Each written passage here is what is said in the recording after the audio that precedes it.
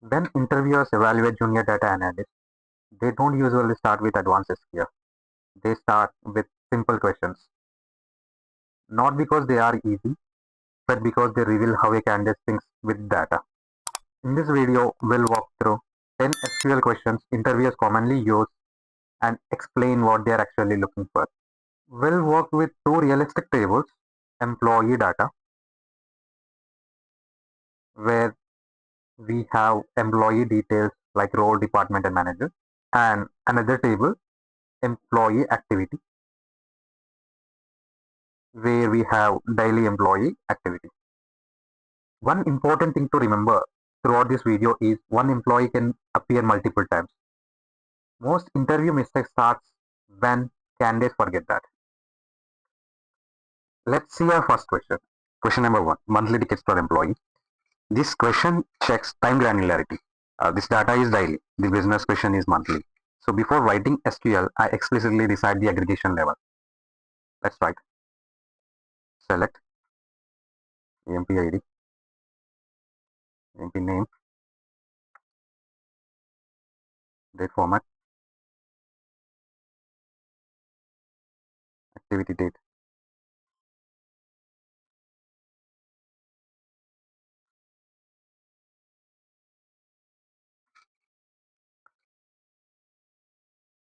As month, sum of tickets reserved as total tickets. Sum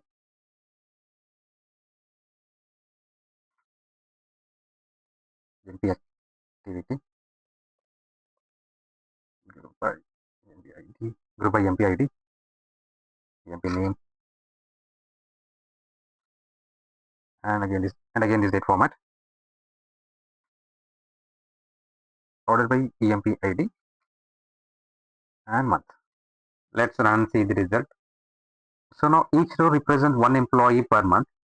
Even if an employee worked many days in the month, they appear once per each month, which is exactly what the business is asked for. Question number two, employees active in all months. This is not about who worked the most, it is about consistency. Who was active in every month present in the data. Let's write a query. Select EMP ID, EMP name, from EMP activity, status equal to active, group by EMP ID, EMP name, having,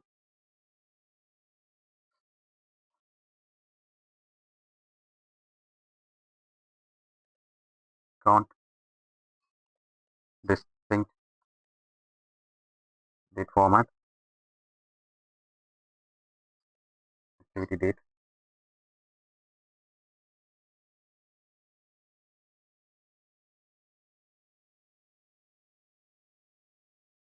equal to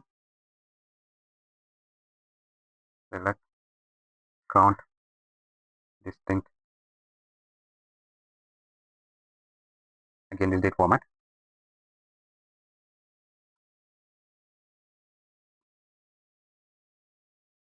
from EMP, from EMP activity. Let's run and see the result. These employees were active in all months, not just high performers in one period. This avoids confusing volume with consistency. Question number three, department-wise average tickets per employee. This question exposes a classic mistake. If you average directly on rows, employees with more active days dominate the result. So I aggregate per employee first, then average. Let's see how we can do that. Select EMP ID,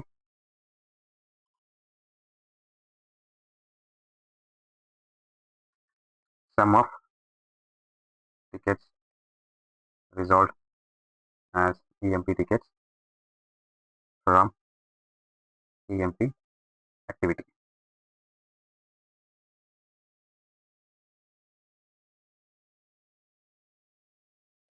Group by EMP ID. Now we have each employee ID and employee tickets. To get average tickets per employee, to get department, we need to join with the employee data. A dot employee ID, A dot tickets result, make it D dot department, join EMP data as D on A dot EMP ID equal to D dot EMP ID. Now we have department as well.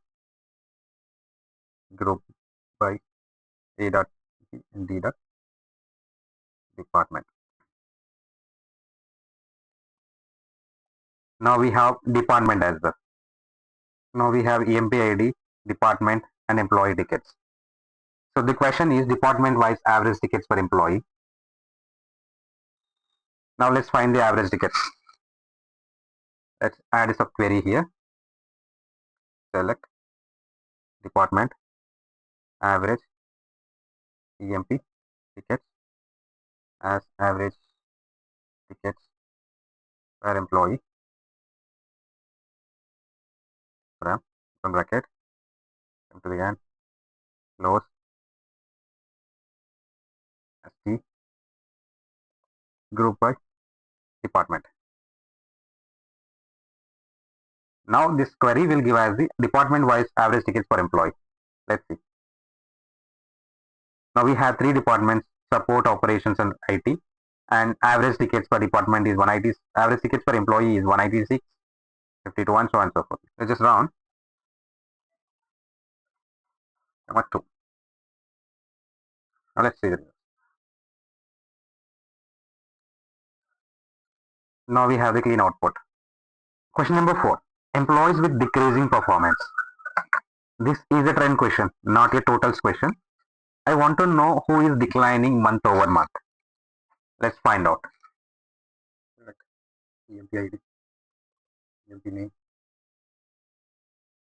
date, date format, activity date.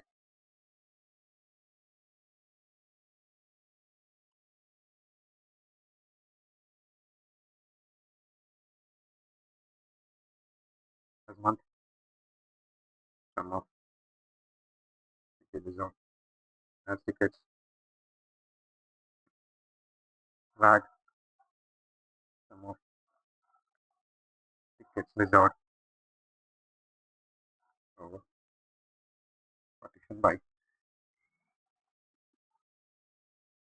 EMP ID ordered by month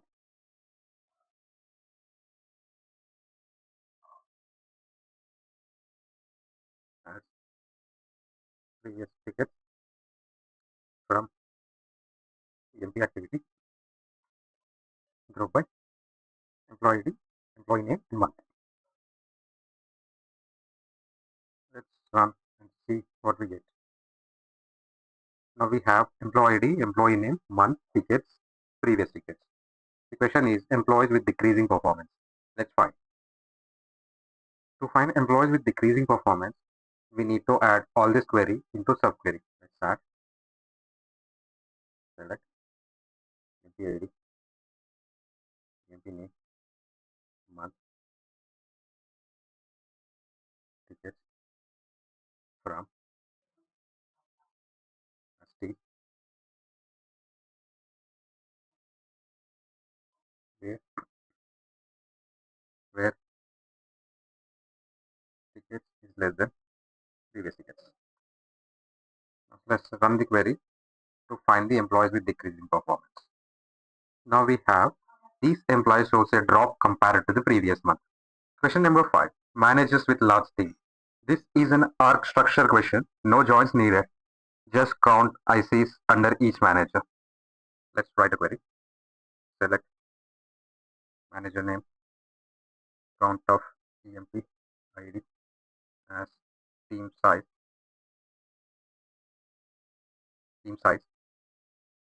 from EMP data, where role equal to IC, group by manager name, having EMP ID greater than 5. Let's run the query to get the manager with large teams. Now, manager Harish Malhotra, Kavya Naik, and Rohit Mesra are the managers where they have more than team size of 5. These managers have larger span of control. This is often used in workload and org design discussions. Question number 6, ticket contribution percentage. This question is about relative contribution. The denominator must stay at the department level. Let's write a query. Select EMP ID, EMP name, sum of tickets resolved,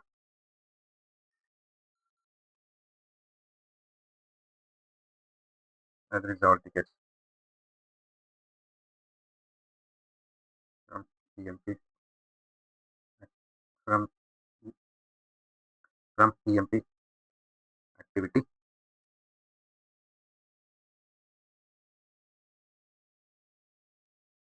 group by EMP ID, EMP name. Let's see the total ticket first.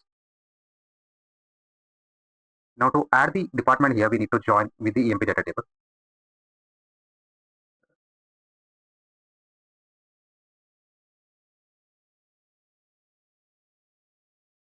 Okay. Let's add the department, D dot department.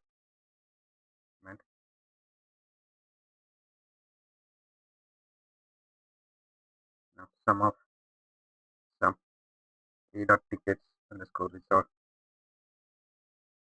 over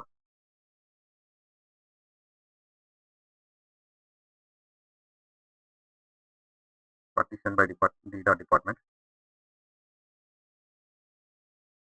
as contribution. Join EMP data D on A dot EMP ID equal to D dot EMP ID. Now this will give us employee ID, employee name, department, result tickets, and the total contribution. Now let's get the contribution percentage. To get the contribution percentage, this result tickets divided by contribution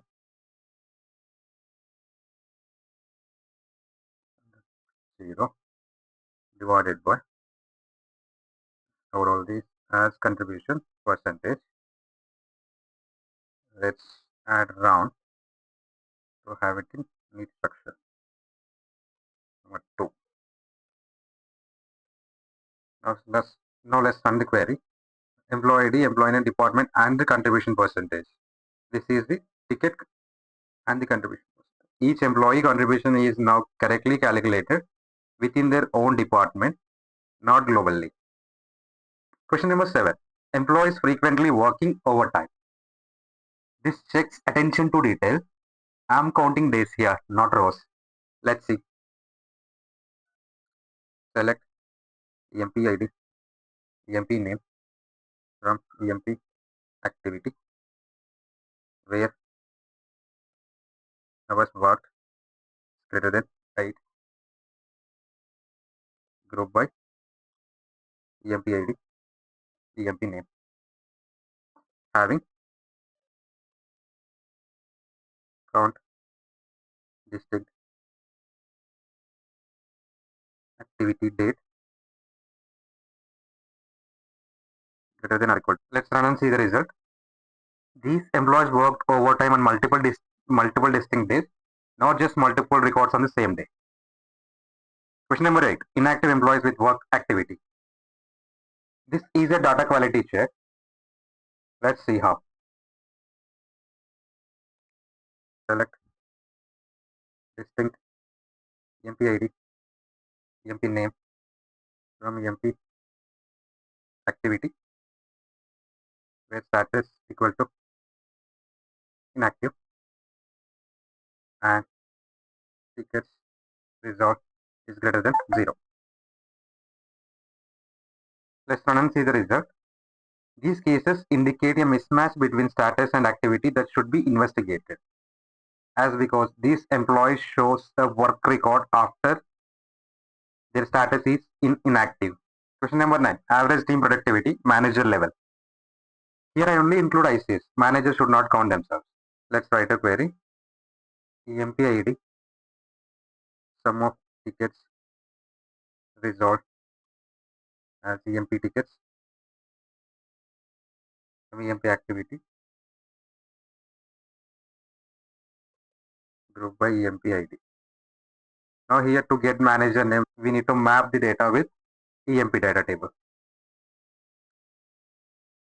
D.EMP ID, D.manager name, D.tickets resolved from EMP activity as A, join EMP data as D on A.EMP ID equal to D.EMP ID,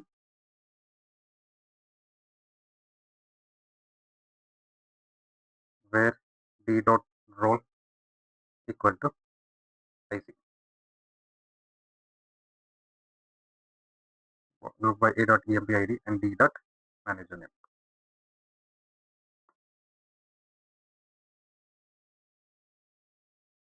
Now here we have employee ID, manager name, and the total employee tickets. Now let's get the average productivity. Let's add a subquery here. Select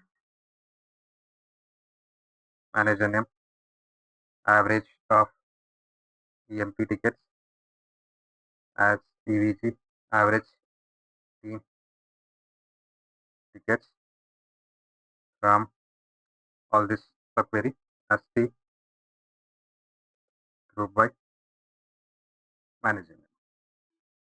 Let's run the query to see average team productivity.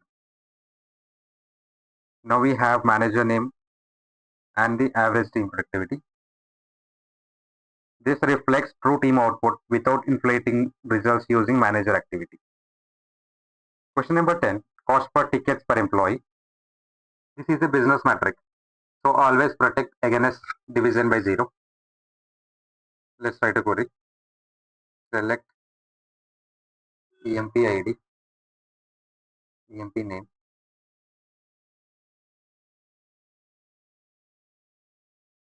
salary from EMP data. Let's see first our employee names and their salaries. Here we have employee name and their salaries.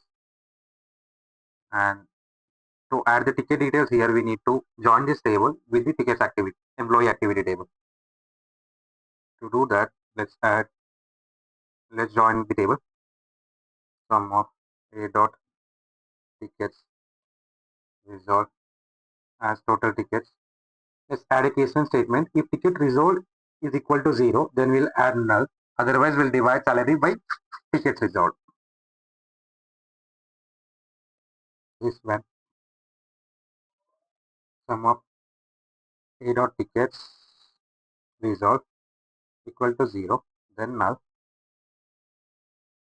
else D dot salary divided by sum of A dot tickets resolved. Let's add a round here. Round sum of 2.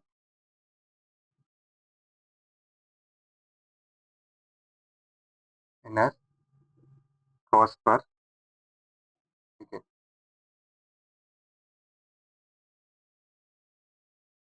From EMP activity as A, join EMP data as D on A dot EMP ID equal to D dot EMP ID. Group by EMP ID, EMP name and salary. Let's run the query to see cost per ticket per employee.